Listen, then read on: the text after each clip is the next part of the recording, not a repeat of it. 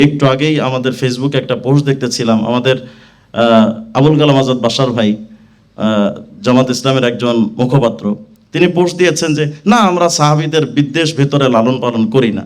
আচ্ছা, এতক্ষণ পর্যন্ত আমাদের ফরাজি ভাই, আতল করিম মাকসুদ ভাই সহ, আমাদের আবরার ভাই সহ আরও যে সমস্ত মৌলিক আলোচনা যারা করেছেন এবং বই খুলে খুলে দেখিয়েছেন, আপনাদের এই বিশ্বাস কি তৈরি হয়েছে? মওদুদি জামাতের মধ্যে সাহাবা বিদ্বেষ আছে না নাই? যদি আবুল কালাম আজাদ বাশার বলে নাই, তাহলে তাদের বইগুলো মিথ্যা।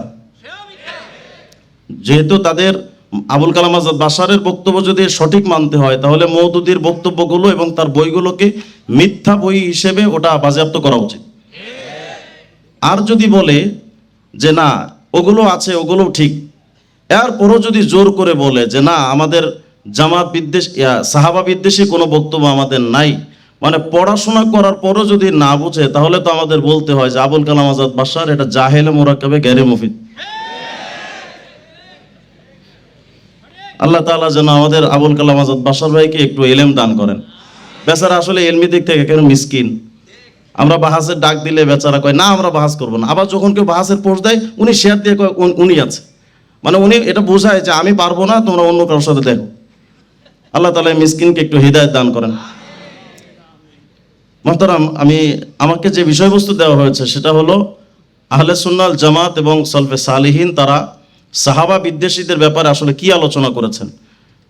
সলফে সালিহিন এবং ফুকাহা মুহাদ্দিসিনে কেরামের আলোচনা আসার আগে তো কোরআনের আয়াত আসবে, হাদিস আসবে। আয়াত এবং হাদিস আপনারা ভরপুর শুনেছেন। সূরা তাওবার 100 নম্বর আয়াতের মধ্যে আল্লাহ পাক তাদের ক্ষেত্রে রাদিয়াল্লাহু আনহুম ওয়া রাদওয়ান বলেছেন, এবং সূরা আনফালের 74 নম্বর আয়াতের মধ্যে আল্লাহ পাক সাহাবায়ে কেরামের ব্যাপারে বলেছেন, উলাইকা হুমুল মুমিনুনা হাক্কা, তারাই সত্যিকারের মুমিন, ইমানদার। তো যাদের সার্টিফিকেট, ইমানের সার্টিফিকেট আল্লাহ নিজে দিলেন, সেখানে তাদেরকে তানকিদ করা, সেই সাহাবায়ে কেরামের ব্যাপারে সমালোচনা, মওদুদি সাহেবের মতো কয়েক কোটি মওদুদিও যদি করে, সাহাবায়ে কেরামের এক চুল পরিমাণ ক্ষতি হবে না। হযরত ইমাম ইবনুল কাইয়্যিম জাওজিয়া রাহিমাহুল্লাহ তিনি তার ইলামুল মুওয়াক্কিন আন রাব্বিল আলামিন কিতাবের 3 নম্বর খণ্ডের 97 নম্বর পৃষ্ঠার মধ্যে সাহাবায়ে কেরামের ব্যাপারে একটা মৌলিক আলোচনা এবং মৌলিক একটা কথা বলেছেন, কুল্লু সাহাবা মুনিবুন ইল্লাহি তাআলা ফায়াজিবু ইত্তিবাউ সাবিলিহি ওয়া আকওয়ালিহি ওয়া আফআলিহি ওয়া ইতিকাদাতিহি। অর্থাৎ সাহাবায়ে কেরাম প্রত্যেকেই আল্লাহর প্রতি তারা একেবারেই আল্লাহর প্রতি তারা নিবেদিত প্রাণ ছিলেন। সুতরাং প্রত্যেক সাহাবায়ে কেরামের পথ, তাদের কথা, তাদের কাজ এবং তাদের আকীদা বিশ্বাস, এটা লালন করা সবার জন্য এটা ওয়াজিব। এটা ইবনুল কাইয়্যিম জাওজিয়া রাহিমাহুল্লাহ তাআলা নিজে এই কথা বলেছেন। সুতরাং সাহাবায়ে কেরামের প্রত্যেকটা কথা, প্রত্যেকটা কাজ, প্রত্যেকটা বিষয়কে আমাদের ধারণ করা, এটা আহলুস সুন্নাহ ওয়াল জামাতের অন্যতম একটা বিষয়। পাশাপাশি সাহাবায়ে কেরামের সমালোচনার বিষয়টা নিষিদ্ধ, এটা রাসূলুল্লাহ সাল্লাল্লাহু আলাইহি ওয়াসাল্লাম স্পষ্টভাবে বলেছেন।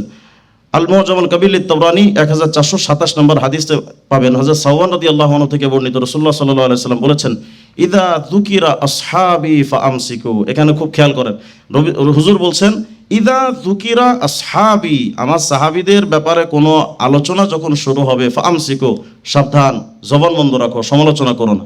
কেন? সহিহ বুখারী 3673 নম্বর হাদিসের মধ্যে আসছে, আবু সাঈদ খুদরি রাদিয়াল্লাহু আনহু থেকে বর্ণনা, হুজুর সাল্লাল্লাহু আলাইহি ওয়াসাল্লাম বলেছেন, লা তাসুবু আসহাবি, আমার সাহাবীদের সমালোচনা করো না। ফাওয়াল্লাযী নাফসি বিয়াদিহি লাউ আন্না আহাদাকুম আনফাকা মিথলু উহুদিন যাহাবা, যদি তোমাদের কোনো ব্যক্তি উহুদ পাহাড় পরিমাণ স্বর্ণও যদি দান করে, মা আদরাকা মুদ্দা আহাদিহিম ওয়ালা নাসিফা, একেবারে এক মুদ পরিমাণ বা আরো এর অর্ধেক পরিমাণ, এই সামান্য বিষয় পর্যন্ত সাহাবীদের সমান তোমরা হতে পারবে না। মানে সাহাবায়ে কেরাম ইসলামের জন্য এত এত কাজ করেছেন, সেই সাহাবীদের মানের সমান, তাদের মর্যাদার সমান আমরা কোশ্চিন কালেও যেতে পারবো না। যে কারণে আম্মাজান আয়েশা সিদ্দিকা রাদিয়াল্লাহু আনহার একটা বর্ণনা আসছে কিতাবুস সুন্নাহ 1003 নম্বর হাদিস। আন আয়েশা রাদিয়াল্লাহু আনহা তিনি বলেন, ক্বালাত উমিরু বিল ইস্তিগফার লি আসহাবি মুহাম্মদ সাল্লাল্লাহু আলাইহি ওয়াসাল্লাম ফাসাব্বুহুম। তিনি আশ্চর্য হয়ে বলছেন, আরে সাহাবীদের ব্যাপারে তো দোয়া ইস্তিগফারের কথা বলা হয়েছে, সাহাবীদের ব্যাপারে সমালোচনা নয়, তাদের ব্যাপারে ইস্তিগফার, ক্ষমা প্রার্থনার জন্য, তাদের জন্য দোয়া করতে বলা হয়েছে, অথচ ফাসাব্বুহুম, তোমরা তাদের জন্য তাদের সমালোচনা করছো। মানে আম্মাজান আয়েশা সিদ্দিকা এটা কল্পনাও করতে পারতেন না যে সাহাবীদেরকে তো তাদের শানে ইস্তিগফারের কথা বলা হলো, অথচ তাদের নিয়ে সমালোচনা করা হচ্ছে। এজন্য আহলে সুন্নাহ ওয়াল জামাতের একটা উসুল হলো, যেটা ইবনে তাইমিয়া রাহিমাহুল্লাহ তার শরহুল আকাইদুল ওয়াসিতিয়্যার 1 নম্বর খণ্ডের 68 নম্বর পৃষ্ঠায় বলেছেন, মিন উসুলি আহলি সুন্নাহ, আহলে সুন্নাহ ওয়াল জামাতের এটা মৌলিক একটা উসুল হলো, কুলুবুহুম মিন সালামাতু কুলুবিহিম মিন বুগযিস সাহাবা ওয়া মিনাল গিল্লি ওয়াল হিকদ আলাইহিম। অর্থাৎ আহলুস সুন্নাহ জামাত যারা হবে তাদের অন্তর সাহাবায়ে কেরামের ব্যাপারে একেবারেই পরিষ্কার পরিচ্ছন্ন স্বচ্ছ হবে, সেখানে কোনো হিংসা থাকতে পারবে না, বিদ্বেষ থাকতে পারবে না, সাহাবীদের ব্যাপারে কোনো ধরনের বিদ্বেষ থাকার কোনো সুযোগ নেই। যেই অন্তরে সাহাবা বিদ্বেষ থাকে ওটা আহলুস সুন্নাহ জামাতের অন্তর্ভুক্ত না। وكذلك ألسنتهم سليمة فلا يسبون ولا يتبرؤون من أحد منهم بل يحبون أصحاب رسول الله صلى الله عليه وسلم بقلوبهم ويثنون عليهم بألسنتهم। এবং এই জবানটা একেবারে পরিষ্কার পরিচ্ছন্ন হতে হবে। এই জবান দিয়ে সাহাবায়ে কেরামের কোনো সমালোচনা করার কোনো সুযোগ নেই। ويدعون الله لهم كما وصف الله التابعين لأصحاب رسول صلى الله عليه وسلم من المهاجرين والأنصار। এবং এখানে তাবিনে কেরাম যেই কাজটা করতেন, পরবর্তীতে এসে তারা সাহাবায়ে কেরামের জন্য দোয়া করতেন এ বলে, রব্বানা গফির লানা ওয়া লিইখওয়ানিনা আল্লাযীনা সাবাকুনা বিল ঈমান ওয়া লা তাজআল ফি কুলুবিনা গিল্লাল লিল্লাযীনা আমানু রব্বানা ইন্নাকা রাউফুর রহিম। তাবিনে কেরাম সাহাবীদের জন্য এই দোয়া করতেন। সাহাবায়ে কেরামের শানে তাদের অতীতের বুজুর্গ সালেহিন ব্যক্তি যারা, তাদের সাথে দোয়া করতেন যে আল্লাহ তাদের ব্যাপারে আমাদের অন্তরে কোনো বিদ্বেষ আপনি দিয়েন না। সুতরাং আহলুস সুন্নাহ জামাতের অনুসারী যারা হবে তাদের অন্তরটা এরকম পরিচ্ছন্ন হতে হবে যে সাহাবায়ে কেরাম এবং সালেহিনদের জন্য আমরা দোয়া করব, তাদের ব্যাপারে কোনো সমালোচনা বা বিদ্বেষ লালন করার কোনো সুযোগ নেই।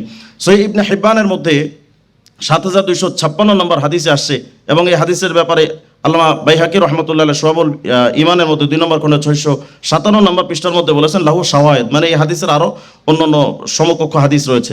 আন আব্দুল্লাহ ইবনে মুগাফফাল রাদিয়াল্লাহু আনহু قال قال رسول الله صلى الله عليه وسلم الله الله في اصحابي لا تتخذوا اصحابي غرضا মান আহাব্বাহুম ফাবিহুব্বি আহাব্বাহুম। এটা আমরা প্রত্যেকে জুমার দিন আমরা খুতবার মধ্যে শুনি যে সাবধান, সাহাবীদেরকে সমালোচনা লক্ষ্য বস্তু বানায় না। কারণ সাহাবীদেরকে যদি কেউ সমালোচনা করে সে কেমন জানি হুজুরের প্রতি বিদ্বেষ থাকার কারণেই সমালোচনা করে। হুজুর সাল্লাল্লাহু আলাইহি সাল্লামের প্রতি ভালোবাসা থাকার কারণেই সাহাবীদের প্রতি ভালোবাসার আলোচনা আসবে। সুতরাং যদি কোনো ব্যক্তি সাহাবীদের সমালোচনা করে তাহলে এটা নির্দ্বিধায় এটা বলে দেওয়া যায় যে তার রাসূলের প্রতি কোনো বিদ্বেষ রয়েছে। যে কারণে মাজমুউজ যাওয়ায়েদের 10 নম্বর খণ্ডে 24 নম্বর পৃষ্ঠার মধ্যে হাদিস আসছে আম্মা জান আয়েশা সিদ্দিকা রাদিয়াল্লাহু আনহা থেকে, ক্বালা রাসূলুল্লাহ সাল্লাল্লাহু আলাইহি ওয়াসাল্লাম লা তাসুব্বু আসহাবি লানাল্লাহু মান সাব্বা আসহাবি।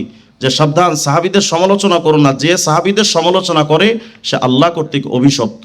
সুতরাং এই হাদিসগুলো এবং বর্ণনাগুলোকে সামনে রেখে কাজী ইয়াজ রাহিমাহুল্লাহ কিতাবুশ শিফা 1181 নম্বর পৃষ্ঠার মধ্যে আসছে ওয়া সাব্বু আলি বাইতিহি ওয়া আজওয়াজিহি ওয়া আসহাবিহি ওয়া তানাক্কুসুহুম হারাম মালউনুন ফাইলু।